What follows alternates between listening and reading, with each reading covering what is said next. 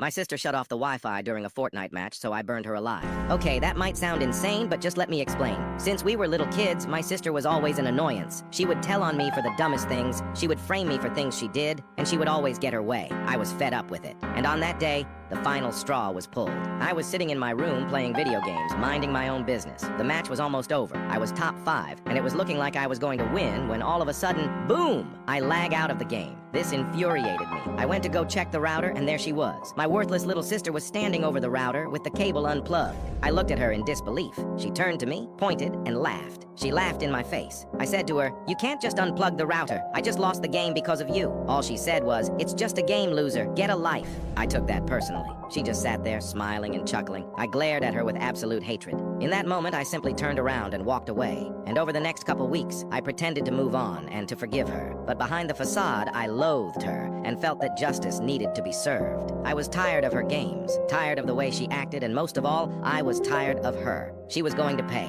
After our encounter, I was no longer a brother, a son, or even a person. I was simply vengeance. That weekend, our parents would be gone for their anniversary, and I was supposed to be at a friend's house. My sister would be home alone. However, I didn't go to the friend's house. I pretended to leave, and then I stayed hiding in the shadows. I waited outside of the house until dark. That's when I made my move. Now, normally, all of our doors and windows would be locked, but I made sure to leave one window unlocked to sneak back into the house. Walking around the house to the unlocked window, I passed my sister's room. She was on the phone with one of her friends, laughing, chuckling. My anger only grew. How could she be so happy? It was as if she didn't have a care in the world. I quietly snuck in through the window. The house was completely quiet, other than my sister's faint laughs from across the hall. I made my way into the kitchen. There, I turned on the oven and the stove to maximum heat. I threw paper towels and rags on top of it to speed up the process, and before I knew it, the kitchen was up in flames. The heat was overwhelming, and somehow my sister didn't notice it yet. I quickly climbed back out the window. Outside, I ran over to her bedroom window. Looking through it, she was laying on her bed talking to someone on the phone with earbuds in. She couldn't hear the fire raging throughout the house. It was perfect. In the blink of an eye, the fire reached her door, and you could see the red-hot glow from underneath it. My sister finally noticed it. She ran over and tried to open the door, but the doorknob burned her hand. I watched her begin to freak out. She ran over to her bedroom window, attempting to escape. As she tried to lift up the window, our eyes met. She looked happy to see me. "Help me open this window," she said. I just stared at her with a sinister look on my face.